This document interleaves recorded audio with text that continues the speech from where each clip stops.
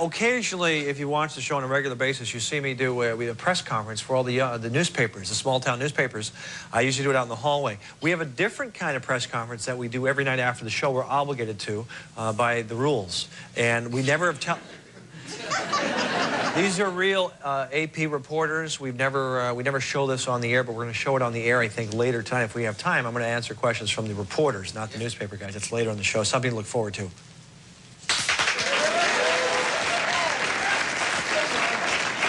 Our next guest has appeared in the films Black Hawk Down, Traffic, and Speed 2. You can see him as FBI agent Danny Taylor every Thursday night at 10 on the CBS series Without a Trace. Please welcome Enrique Murciano.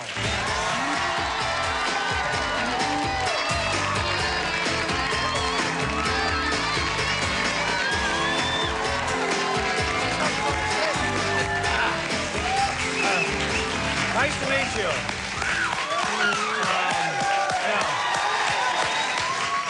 How you doing? Go ahead, go ahead. I'm good. How are you doing? Go ahead. I have to tell you, my sister is in love with you. Great. That's it. That's all? Yeah. That's fine. I'm going to drop that. Sometimes I hear it's the mother. If it's the sister, that's fine. It's the sister. That's great. She's like, if you're this close to Killy, she calls you Killy. Killy, not Kilby? No, it's Killy. Wow. Well, Snoop Doggy Killy, but that was in the shower. I don't. Snoop Doggy Killy. She loves you. Well, if she's as beautiful as you, I don't know what that means. I appreciate you coming by because I know those hour dramas are the tough shooting schedule. 21 hours a day. 21 hours a day, and you're not even in every scene. No. Anthony LaPaglia He's in every scene. Yeah, yeah. But this thing is a hit. That's what they're calling it, a hit. You know, your life has changed now forever. I can't go anywhere. Yeah, no, but you're going to be, that show is going to be on for 6 or 7 years. They're saying 8 years. 8?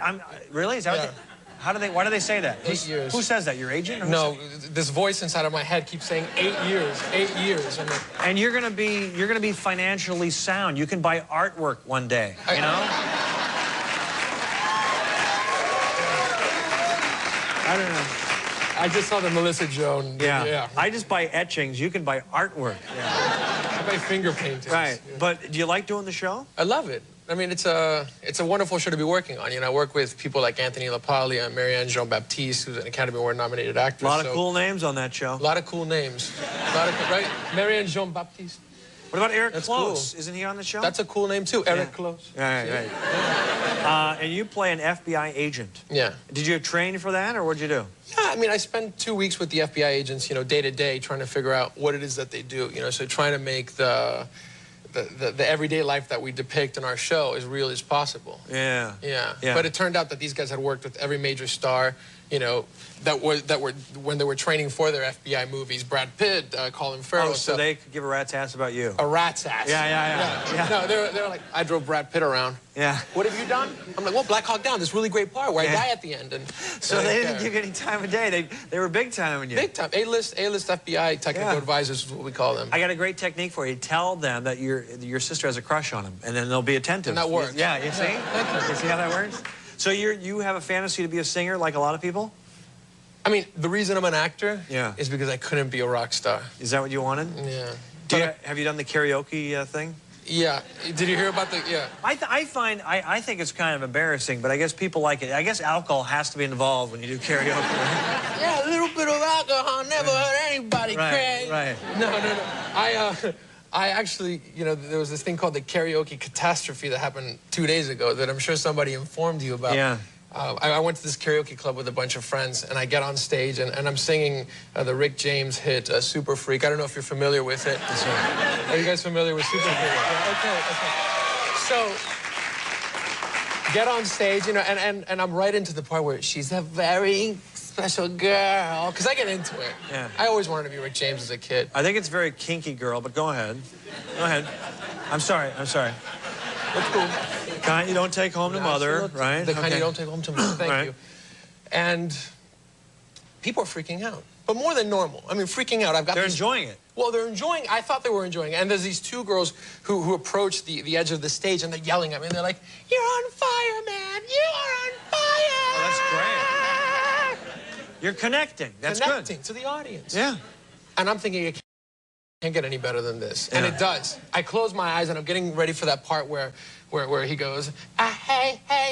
You know that part? Yeah. Yeah.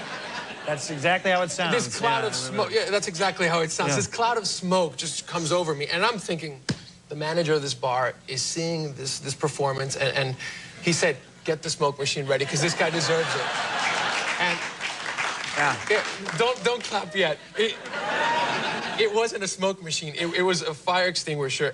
I was actually on fire, and these girls were saying, "You're on fire." They actually meant it. What was burning? Well, there was some candles at the corner of the stage, and while I was performing she says that I'm her all-time favorite. Yeah. During that line, It caught your pants on. Yeah. You were on fire. Yeah.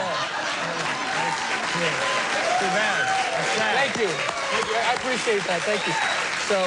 So this side of my can I say ass on national television? Yeah. Thanks. Yeah. So this side of my ass has no hair on it. Wow. Yeah. This side does. That's right. Now you know. We should point out in your real life when you're not karaokeing, you actually have a fairly expensive hobby, and it has nothing to do with art. Hey, leave those girls in Vegas out of this. No. What? This I always marvel at guys that do this. You buy a lot of cars. You have a lot of cars. I love cars. Motorcycles and cars. I love them. How many cars do you have? 6. That's great. That's not a big collection. I'm not Leno yet. No. 8 years from now, No, Leno. but that's how do you do it? Where do you keep them?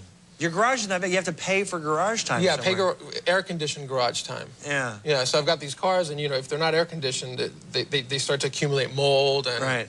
Can I guess some of the 6? No, I want to guess some of the 6 because see, I just guess some of the 6. they're not on here. Okay. They're not on here. Okay. No, I'm excited because I only have one car. Go guess some of the 6. I don't even have. I have a sedan, so I don't have a sports car. You must have a sports. You must have a Porsche in there, right?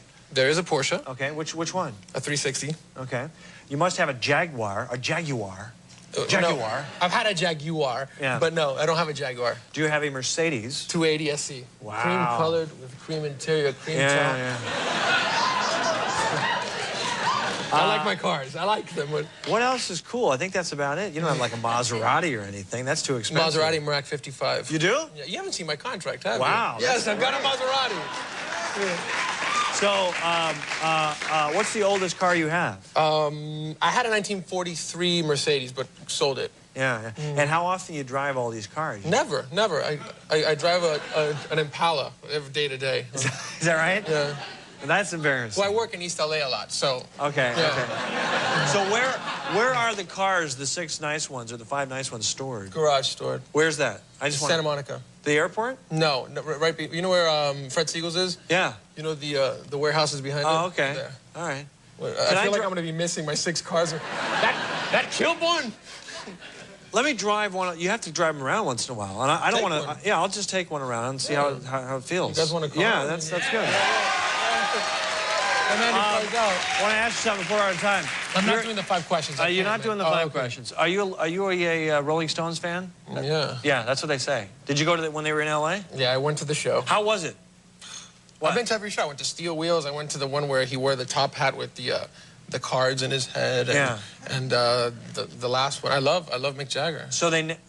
Okay. So they. But that sounds weird, Mom. No, it's not what you think. But they always put on a good show. You're never critical of them. Then you never think they're losing it. They're always solid. Yeah, I mean, I think they're always solid. Yeah. I heard Clinton was there. Was he? Yeah. You didn't see him there? He introduced them. I thought I smelled something funny in the. Hold on a second. Clinton was there. You're right. No, he introduced them, is what I heard. All right, listen, Spark, we're out of time. Enrique Murciano, Without a Trace, Thursdays on CBS. Big hand for him. We'll be right back. That was good.